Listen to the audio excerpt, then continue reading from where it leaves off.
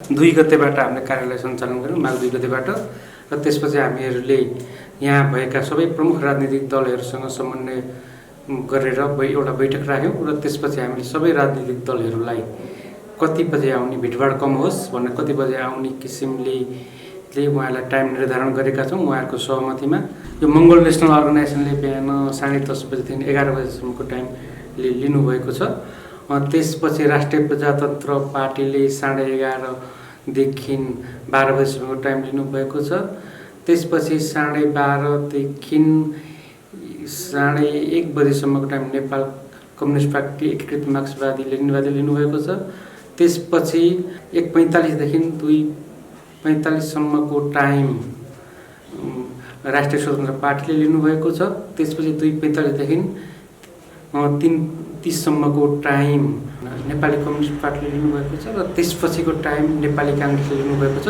यो बिचमा हामीहरूले अर्को एउटा कुरो चाहिँ के बिर्सिनु भएन भने यो बिचमा उहाँहरू मात्रै आउनुहुन्न, उहाँहरू बाहेक स्वतन्त्रहरू त्यसपछिबाट अरू पार्टीहरू जो हामीकोमा अस्ति आउनु भने उहाँहरूले पनि आउनु पाउनु, त्यसअनुसार नै हामीले चाहिँ समय निर्धारण गरेका छौँ। त्यो बिचमा अलिकति ग्याप राखिएको छ र अन्तिममा नेपाली काङ्ग्रेसले आउँछु 4 बजेपछि भन्नुभएको छ। त्यस कारणले समय उहाँहरूलाई एउटा दिएको हाम्रो टेन्टेटिभको समय हो, त्योभन्दा पछि पनि उहाँहरू आउन सक्नुहुन्छ र 5 बजेभित्र हाम्रो प्रिमाइसेसमा छिर्नेहरू सबैलाई हामीहरू मनोनयन गर्न दिन्छौँ, मनोनयन गर्न पाउनुहुन्छ। त्यसअनुसार नै हामीहरूले तयारी गरेका छौँ भने प्रशासनिक रूपमा हामीले गर्नुपर्ने सम्पूर्ण तयारीहरू मनोनयन पत्र फारमहरू लगायतका कुराहरूमा हाम्रो प्रशासनिक रूपमा गर्नुपर्ने कुनै पनि कामहरू बाँकी छैन। हामीहरू भोलि 10 बजेदेखि 5 बजेसम्म उहाँहरू मनोनयन दर्ताको लागि आउने हो। त्यसको लागि हामीहरू सम्पूर्ण रूपमा प्रशासनिक रूपमा तयार भएर बसेका छौँ।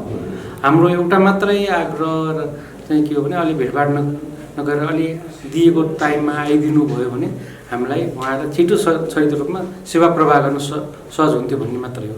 अहिलेसम्मको जानकारीमा चाहिँ दोलखामा कतिवटा चाहिँ राजनीतिक दलहरूले यो प्रतिनिधि सभाको निर्वाचनमा भाग लिँदै हुनुहुन्छ?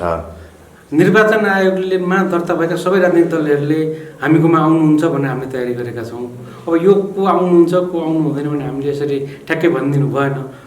निर्वाचन आयोगमा दर्ता भएका र स्वतन्त्र पनि व्यक्तिहरू आउनुभयो भने त्यसलाई हामीले समान रूपमा मान्यता दिनुपर्छ र हामी मनोनयन पत्र दर्ता गरिदिन्छौँ। जस्तो अब जो चाहिँ राजनीतिक दल अथवा चाहिँ स्वतन्त्र तर्फबाट चाहिँ उम्मेदवारहरू आफ्नो उम्मेदवारी दर्ताका लागि भोलि आउँदै हुनुहुन्छ भनेपछि उहाँहरूले चाहिँ के कुराहरूमा ख्याल गर्नुपर्छ, के प्रक्रियाहरू पुर्याउनुपर्छ? छोटकरीमा भन्ने हो भने अब धेरै प्रक्रिया त लामै होला, तर पनि संक्षेपमा यहाँले भन्ने हो भने अस्ति शनिबार भएको राजनीतिक दलहरूको सङ्घको अन्तर्संवाद बैठकमा हामीहरूले सबै राजनीतिक दलहरूलाई उहाँहरूले पालना गर्नुपर्ने आचार संहिता र चाहिने पर्ने कागजातहरूको बारेमा जानकारी गराएर त्यसको एक प्रति मनोनयन दर्ता फारम, सम्पत्ति विवरण फारम, सो घोषणा लगायतका सम्पूर्ण चिजहरू दिएका छौँ।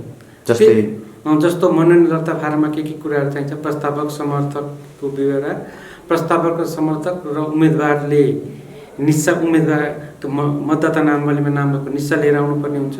हजुरलाई मैले यो बारेमा जानकारी गराएँ। त्यसै गरी योचोटि निर्वाचन आयोगले फरक व्यवस्थापन गरेको छ। 10,000 रुपियाँ धरोटी हो। तीमध्ये चाहिँ महिला, दलित, अल्पसङ्ख्यक र पिछडिएको विपन्न वर्ग जो हुनुहुन्छ उहाँहरूलाई त्यसको आधा भनेको छ। र त्यसको लागि चाहिँ उहाँहरूले यहीँ आएर नगद बुझाउने होइन, त्यसको लागि चाहिँ जिल्ला निर्वाचन कार्यालय वा प्रदेश निर्वाचन कार्यालय भनेको छ। तीमध्ये त्यहाँ गएर धरोटी रसिद जम्मा गरेर त्यसको निस्सा भौचर यहाँ पेश गर्नुपर्ने कानुनी व्यवस्था गरेको छ। ती कुराहरूमा उहाँहरूले ध्यान दिनु पर्यो। त्यसै गरी योचोटि उम्मेदवारहरूले हामी निर्वाचन आचार संहिता पालना गर्छौँ भन्ने किसिमको सो घोषणा फारममा पनि हामीहरू सही गरेर हस्ताक्षर गराउँछौँ, सो घोषणा फारम गराउँछौँ। ती कुराहरूमा को लागि हामीहरू तयार भएर बसेका छौँ। उहाँहरूले ती कुरामा ध्यान दिएर आउनुपर्छ। हामीले कागजातहरू उहाँहरूले एकचोटि ब्रिफिङ गरेर दिएका छौँ। खासै अब यो माघ 4 गते राति 12 बजेदेखि यो निर्वाचनका लागि भने निर्वाचन आचार संहिता चाहिँ लागू भएको भनेर निर्वाचन आयोगले घोषणा पनि गरेको छ।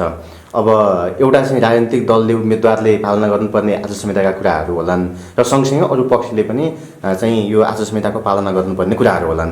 पहिला चाहिँ उम्मेदवार अथवा राजनीतिक दलले पालना गर्नुपर्ने आचार संहिता र त्यसपछि अन्य सरकारवालाले पालना गर्नुपर्ने आचार संहिता चाहिँ के कस्ता हुन्छन्, कसरी पालना गर्नुपर्छ, त्यसको बारेमा बताइदिनुहोस् न।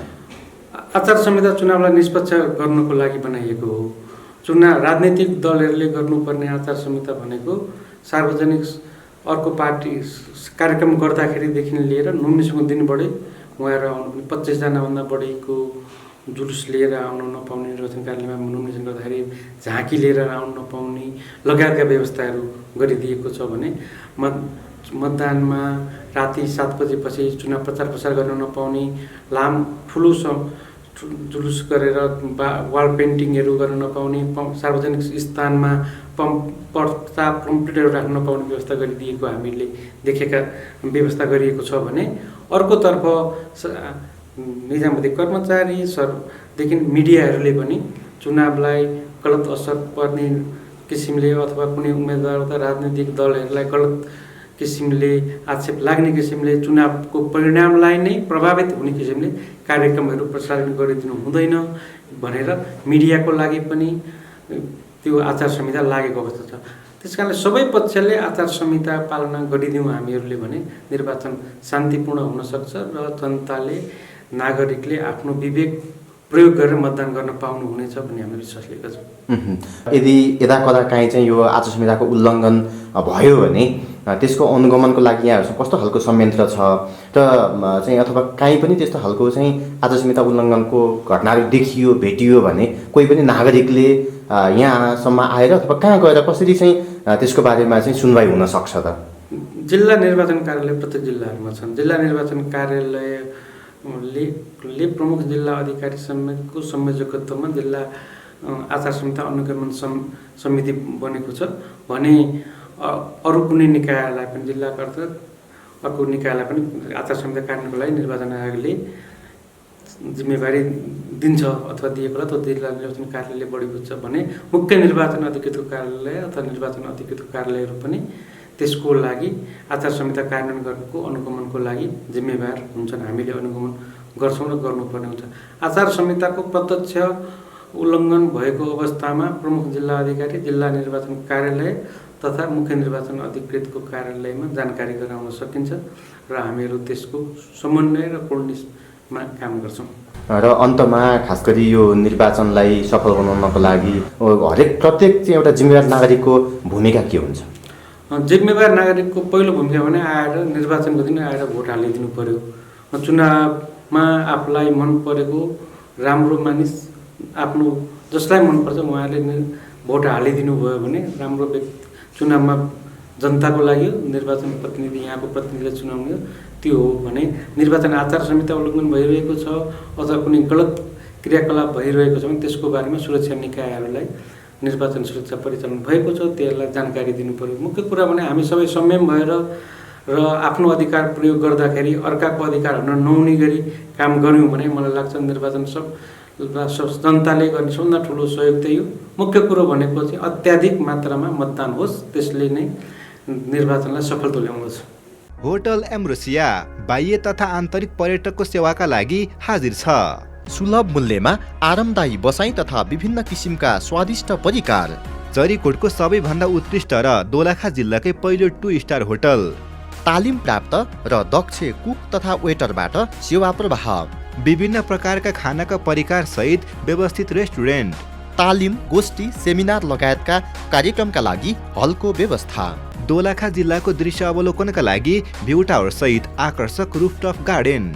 र दोलखा जिल्लाको पर्यटन विकासमा सहयोगी भूमिका खेल्दै आएको दोलखा आउँदा चरीकोटको साथी होटल एम्ब्रोसिया। सम्पर्क नम्बर 049 421 600, 049 421 555 र 98 540 81 130।